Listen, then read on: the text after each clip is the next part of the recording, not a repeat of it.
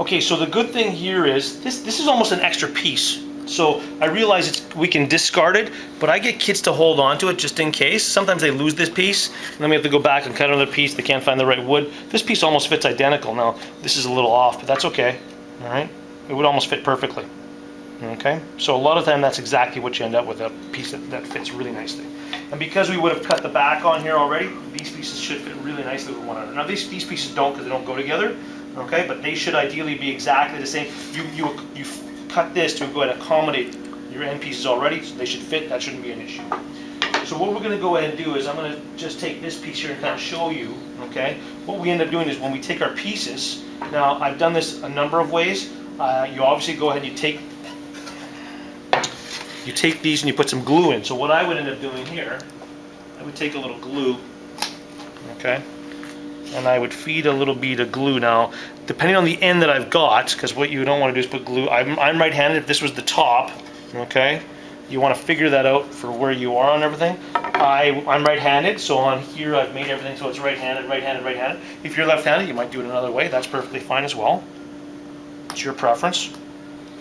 I would go ahead. I would take this because I'm right-handed. I would put some glue. I'd put some glue in here because this is what I'm going to get. I'm going to get some glue in here. Okay, and then I'm going to glue all the way across here. Because what's going to happen is, as you can tell, oh, that's annoying. Okay, your solid piece would fit, and it would fit in here.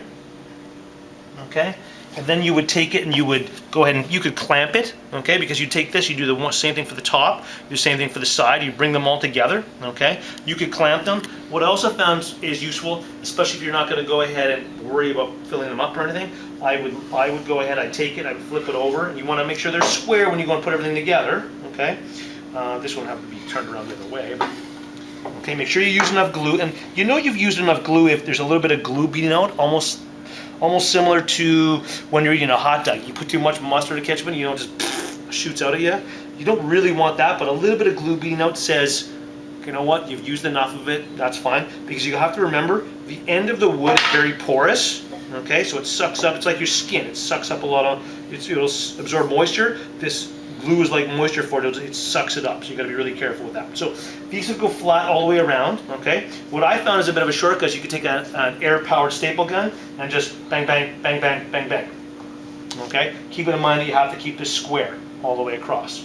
And then you end up with this. Now I didn't do that here. What I ended up doing for this one, okay, or whoever made this one, okay, they just used some clamps. But you can tell that it's nice and square, and you would take a square and go check it out to make sure that it is like that, okay? If this is a little rough on the side, you can simply just sand it down. That's the beautiful thing about wood. The poplar, I think the poplar is quite nice, all right? This one's not as green as I tend to find poplar, but I could easily have taken this. If you want to kind of ensure that it's not going to fall apart on you, you could take some staple guns and just staple in 3 or 4 times. Pardon me, making sure that they're long enough to get into your side pieces. That's kind of what you've got. Now, when I end up making these pieces here, the challenging part for that, okay, you need to make sure that when you do that, that your piece is high enough so that when they sit, because that would be the top, okay, when they sit back, you're putting those pieces in place so that when you put your tablet, it has something to rest against.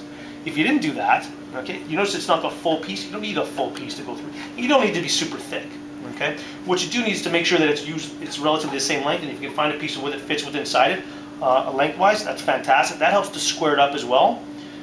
But it's really important that when you put your tablet down on it, where's my tablet? Where should be? Oh. Okay, when you have your tablet, you take that tablet and it rests inside. Okay, so when it rests inside there like that, you can, you know, obviously it's big enough to go and fit in there, and it covers both halves. Now, I guess technically somebody asked me once, do you really need one for the top? I guess if you have something shoved up against the bottom and against the back and the front of the bottom, it's not really going to go anywhere. I like to be a little cautious, okay? And I like to be a little cautious because you're looking at about a $700 item. You don't want it to fall out, all right? So when you do something like that, then you're just in better hands. So I would do that again. You don't have to be as critical in terms of the thickness you got. You could make this whole thing out of spruce and a 2x4 if you really wanted to, or I guess a 2x8. Okay, would probably be a little bit more, 2x6 even would be fine, okay, to go and do. So the cost of this thing is negligible in terms of what it is you're going to go ahead and do. Okay? The pieces that I would have cut, so I would have taken a piece, and what I would have done with it, I would have just dug out. So I would have dug out a little bit, and I would have just cut this piece out on the table saw, okay? And I would have cut it out just a little bit until it fit inside the little dado that I made. And so what that would do is you'd cut that piece out. This is gone, okay? Your one piece fits in there. This would be my front, okay? It fits in that little spot, and then I've got the back. So this would be the front. All right. It would sit inside. I would cut it to the right length, okay? Obviously, it doesn't need to be this piece here. I'd probably cut in half. Okay, use part for the bottom, part for the top. This would be the front. When I cut this piece out, it would fit inside the little dado. So it fits inside this dado piece, right? And you go to cut it. Now, obviously, that's not accurate, but you would fit it in here like this. So it would be cut, okay, and you'd cut it out appropriately. You just cut all those pieces off. And how would you do that? Well, you could easily just take this, okay, set it up on the table saw. Come on around here.